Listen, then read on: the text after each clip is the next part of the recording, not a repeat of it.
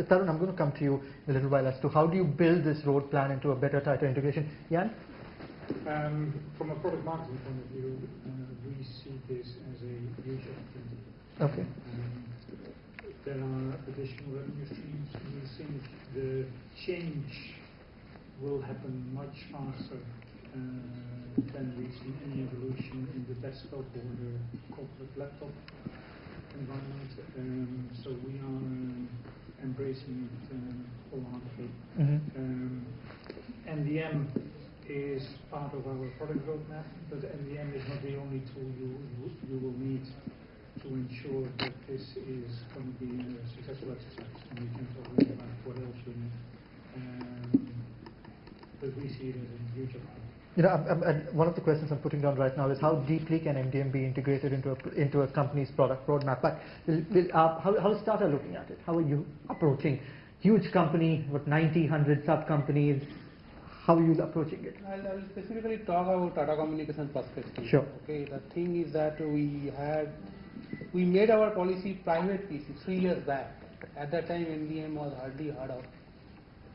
But soon we realized, after 1 year, the policy is not sufficient.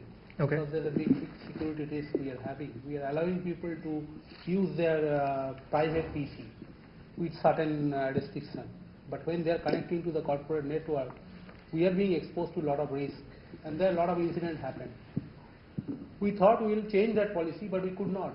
Okay. Because already 700 people, particularly in international, started using those things, their own PC, and there are home workers. No way we can take back and say that we will give you your corporate PC. And particularly some people are saying, I am using Mac for the last 5 years. Why are you using Intel stuff? I don't want. So that's one aspect. The other aspect is the cultural aspect, which we are finding in India, that people are resistant to this BYOD policy. Okay. People say that I expect my company to give to me a PC and give to me even mobile interesting. phone. Okay. Even a mobile phone. How do you are asking me that to use my own PC? I am not going to use my own PC. So we are a kind of dilemma right now. Okay. We have started working on the BYOD. We have developed our requirement document something, and we also have a couple of demos with the other guys, and hopefully with Tarun's help, CS demo will also happen. But we are thinking that where to start. Whether we need to cover all devices or particularly focus on mobile devices, say Android, iPhone, or Windows 8. Or we can cover PC, because the biggest problem, particularly for the PCs, when you allow them to connect, how do you secure your network? You don't control the patch, you don't control the antivirus, and if you really need to do the security, implement some security solution, probably you need to do some kind of network access control. Okay. Which implementing across the organization is a little difficult. You know, this is very similar to what you were saying as to, you know, how do you implement it? What's your rollout go-to? Yeah. So I actually support his viewpoint. What he says that maybe we need to start for some phase, like phase 1 or phase 0, and then gradually move up. So we are thinking to start with basic mobile device management, where we can control the mobile devices. And do limited kind of control, say data wipe, self-provisioning kind of thing. So that's what we are thinking of. Okay. Yeah, I am also from Tata Communications, and as a normal, I can tell that there are a lot of new devices are coming in this, and expectations are coming very, as per the cost of the, devices. So product-wise, it should be very simple and cheaper also to make. And my idea is that it should be, life should be easy and secured. That is the main, expectations as a user, I can say. Okay, I would assume that security is an understood aspect of mobile device management. So do you just want to spend a minute or two on security so that we can, finish with security and focus on really the bigger aspect, which is, rollout implementation strategies and using MDM to, work on your, revenues. So I think which would be the bigger focus of what we really have today. A couple of minutes on how security is probably an understood and, accepted. As I just spoke about it, security is the underlying principle. The foundation. Yes. Foundation. Yeah. Now, security from what we are talking about can be addressed in different forms. One, we have to comply with the regulatory compliance, which currently is driving, 70% of whatever is required. I know why you're smiling, but it's the fact. I was talking to one other CISO in the last few weeks, and he said that over 70% of my budget, IT budget, is going into compliance of regulatory compliances. So that drives an interesting fact that if you, for people like us, if you want to increase our revenue streams, we get something planted in the compliance and get that done. On the lighter side, but coming onto the topic, one is on the compliance side. But second is, I think this security has been there from day one, challenges, but it's been increasing with the number of different devices coming in, different softwares coming in, different platforms coming in. And it is very important for someone to manage it rightly. Okay. I'll just leave it at that, because on this topic you can continue. And I have an expert here who is a CISO, and with you, Jan, all of you, we can have weeks and weeks only talking on security. So compliance, which is the government regulated, then you have to also work upon the security which you want as an enterprise for yourself, and which you want for your end clients. Okay. We can just break it in broadly 3 parts, and that would cover the foundation of that. I'm curious about, I would take the 2 aspects, which is what do you want and what do you want to give to your clients, which is what I'd like to throw the question open to the table right now. From your particular sectors, we'll first focus on what are you looking for in particularly when it comes to MDMs. And then the second aspect to that question will be, what are the kind of clients that you're dealing with, and what are the peculiar requests that you've had from their end, so that you can be, a full-fledged service provider and not just, supplying, enabling data transfer, moving from there to being an actual supplier of services. So that could be the second part of the question. Particularly your personal requirements and the kind of requirements that you want to be able to cater to your client. All right, I will just get it started here. I think for us, MDM, when I think about it, I really feel that it's a device where it should in fact enable all the features and functionalities that various kinds of devices are having, whether it is the screen size, whether it is, it supports both CDMA, GSM or 3G, LTE, whatever is the variety of technologies it supports, what kind of other OS it supports. So the minimum requirement I would think an MDM does need to have from a feature perspective is it should be able to identify all of these kinds of features. And the second and most important thing is, I see MDM almost similar to having a controller. When I say controller, it means that instead of each one of the devices having to introduce a lot of security aspects, I would rather have the MDM, the required generic policies, whatever is needed from security aspects, let that particular product address that. And if I may just give an analogy, if many of us know about a software like Marimba, for desktop, and you can do remotely many of the things, right? So if MDM in this new gen world of all smartphones and smart PCs and all the smart people, if we can make this MDM to be extremely sexy and ensure that it acts as a controller, remotely it can do all of these things, the virtual technology world is enabled. Yep. That's what I would like. Otherwise, you are again living in a world where you don't know how to, who are you targeting, like I mentioned earlier. And the third thing is, it should have features and functionalities where reporting becomes a lot more easier. Yeah. Because I would really like to use it as a campaign manager, and if I have to launch campaigns, launch my promotions for all the various kinds of products that my enterprise businesses would like to offer to the customer, or our retail business wants to offer to the customers, then I want that device to have some intelligence in terms of the analytics part of it. And I won't elaborate on analytics right away. I'll give an opportunity for others to talk about the first aspect of things. But analytics is a very big component of MDM, and it really needs to be related to it.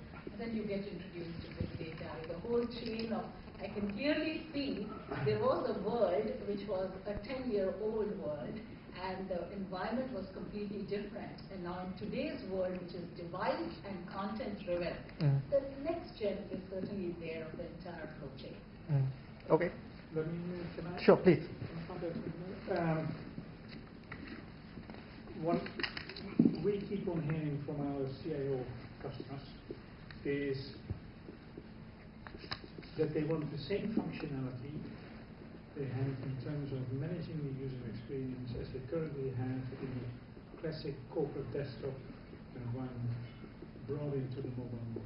Okay. So it took CIOs 10 years to move away from an asset management concept and to start thinking in terms of user experience, measuring actually what the user experience is on a desktop, thinking about application performance and doing security and all those things at the same time, but being really focused on the user experience. And there are people like CA and some others, they have developed some great tools where you can really manage that IT value chain and measure user experience. Now we need to make sure that we provide those same tools to CIOs so they can actually measure the user experience on a mobile device, which currently is very, very difficult because the tools don't exist, the SLAs don't exist, the wireless networks, so there is a bit of one. So I think we need to get into the mindset that whatever we do in desktop land today, in 1 year's time, 2 years' time, we need to be able to do the same. That's a rabbit hole in itself. That can go really deep. How do you look at it? Yeah, so from a security perspective, like, and again, I'm actually looking at it from a layered approach, as I said, like, that's why I looked at the, when I look at the risks, I mean, like, I want to, like, again, like, go by, like, what I can tackle, like, phase one and then multiple phases. So as I said, like, I started in the beginning saying that, one thing which I cannot run away from is to provide email access, like, to people, like, that's, like, almost like, the minimum lowest common denominator, like, that's like, and then, like, we are talking about other applications. So my first concern, like, when any device, like, is joining the system, and so from a controls perspective, like, if I have to hit, like, the first top 2, 3, I would at least, like, expect that, yes, I would need to, like, have some way of making sure that, only, say, authorized devices, like, are connecting, like, to the corporate data in this case. And when I say authorized devices, I will have, like, some criteria saying that, this, like, I would consider, like, as that's where the policy comes in, saying I will allow, like, these sets of devices, like, to connect. So that, and then, like, very basic things, like, you got your iPhone, I mean, like, you're going to access, like, your Exchange, I mean, your Outlook. What if, like, you didn't have, like, any password control, like, on the device? What if you, like, did not have, like, any screen lock or stuff like that? So these are absolute bare minimums, like, so that's what I would call, like, so I would say that, some way of, like, registering my users, like, as they're coming in, do some base controls, like, that's what I'm calling the base controls would be things like from an MDM, my expectations would be things like, the password, like, some kind of a password screens and then a lockout, like, that would be my number. The second phase, like, then my next level, once I've done this, at least I've done, like, the bare minimum. The next level would be, like, I have to, like, provide some kind of, like, data leak protection. Like, now you've got, like, the mail, like, sitting on your device. Now what happens, like, if the device gets lost?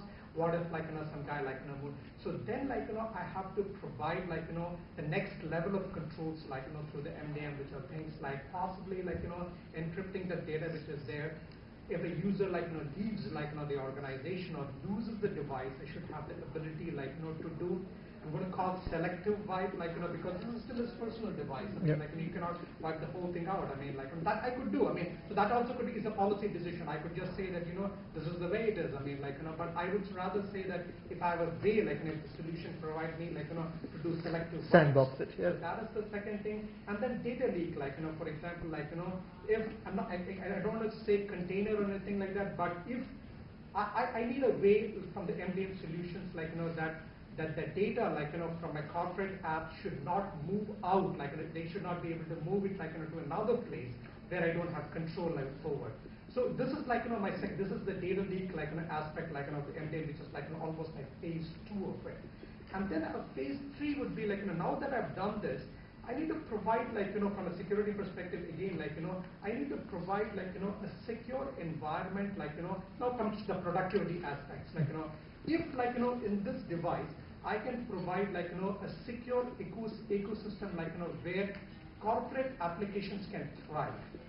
That's like, my next level of control, like, where I could have apps and everything like that, which is like, in a kind of a secure container. So that's my third, like, level, like, which I can, like, expect from a combination of an MDM and an MAM. So that's where I would like, then you can have corporate apps, and like, you can provision apps there, and then when like, somebody leaves the organization, I can just, like, wipe out, like, the corporate apps and nothing else. Then, like, it's like, then we spoke about, like, taking it to the enterprise, right? So now I've done it, like, for what I'm doing it for employees. So this is what I've done, like, for people. So with this solution, like, then comes, like, a possible phase 4, where, like, now I provide this as a solution, like, to enterprises. So this is now not only this is now an enterprise offering, like, where I can go and tell my customers that, well, I've done like this, like, in my company. This is an offering, like, that I can manage for you. So there could be some other challenges associated with that, but I'm saying if I have to tackle it, like, I cannot do everything in one go. If I start solving and trying to address all these problems together, I will never be able to complete. So I'm saying if I go with this phased approach, I will reach, like, maybe that's why I'm saying, like, by year 3 or so, I should be able to, or maybe in a year 2, I mean, like, to take it, like, to the enterprise. So that's my kind of vision, like, to kind of, like, slice this over a period of time. I'm only concerned with, some of this thinking, I would say, just in the practical aspect of things is, I would be really scared if we were to make this whole MDM a dinosaur. Yeah. And I'm beginning to hear that while phase 1, phase 2 seem, they're already beginning to look very heavy. If I even get to hear about phase 3, I'm thinking you're really building an entire new OSS right overall. So just as comments from a telco or a corporate customer standpoint, I would like to make sure MDM should define whatever is essential for the smart devices. Let us make it as an extension, if I may use those words, to the current OSS, BSS that exists, rather than trying to replicate everything into the MDM. Correct. And that will be more practical for, and I'll again use the word legacy. We have a legacy, and which is actually a very young legacy, but I'm already beginning to get scared when I look at some of these things. Right. So the whole intent was that, if there is a need, so this is just a platform, like, where, like, you can, if there is a need, like, for corporate applications, like, that's fine. Maybe it's not an immediate business requirement, like, that there need to be corporate applications other than email. But if there is, like, a need, if there is a business need, the MDM, like, should provide, like, that ability, like, to be able to thrive, like, in that. So when I say a phase 3, that's only, like, assuming that, a corporation actually has, like, so maybe a corporation may just say that, I just have, like, email, that's my main thing. And so then you're just, like, into these base controls, like, then you're very good. But if you want to have a slightly longer vision, like, where you think that, well, this solution, I would also want to use it, like, for applications, where I'm suddenly saying that, a lot of things which I'm going to be doing on the laptop, what if I provide a lot of my HR applications there and stuff like that. So now, then you have to think through. So I'm only, like, when I say phase 3, it's only, like, if there is a corporate, once again, everything is driven by business need. If there is a business need, I have to be proactive enough, like, that the solution should meet, like, those requirements. Then I'll put that star on. How scalable? I mean, just one word, scalable question mark. The way we have developed our EMM portfolio, I mean, one of the primary aspects we kept in mind was scalability. Okay. I mean, that's no question at all. I mean, that's addressed. Very interesting discussion, and I think I would echo what Alpna ji said, that we need to not treat it as a dinosaur. We need to treat it as our friend who can help us in the immediate hour and take it forward from us. I mean, just take off our challenge and let us do something better. And if we can do it ourselves internally, how we can do it better for our end clients as well. Because that's the ultimate goal. So that way, you're spreading, it's like a virus, spreading the virus of being more secure and in the right platform. I mean, I would just put it at that. Okay. Mr. Sarkar, Mr. Chatterjee, how are you looking at this? How are you looking at, implementation? And secondly, of course, more importantly, how are you factoring your customers when it comes to MDM? Yeah, I think the gentleman has already covered a lot of points in terms of the requirement or expectation. As he has mentioned rightly, that the user experience is very important, which we have to actually have priority number one when we are implementing the solution. Because when we talk about the user experience, that they will require the same type of experience that they are getting in a corporate PC. Yep. Now, there will be a lot of communication that need to be made to the user community or the customer community. Like, if some person want to work on an Excel on a mobile phone, I don't think that is possible. He can view the Excel, he or she can view the Excel, but he cannot edit or do something. That may not be the right approach. So, if we can educate that thing to the end users or customers, that is also priority number 1 or 2. The other thing that we are looking for in terms of that, the self-service, device compatibility and the self-service, like how this device can be provisioned automatically without any help, that is very important. And the security of the data, okay, I will not go much about the security. What I mean here that there will be 2 types of data on the mobile devices. One is the personal data and the corporate data. So we have to ensure that the corporate data does not get leaked, as he has already mentioned. And also it cannot be moved away. It should be in a kind of secure container, so that whenever you are trying to move the data from container to some memory card or USB, it has to be blocked. And there will be some restriction in terms of geotagging and other things.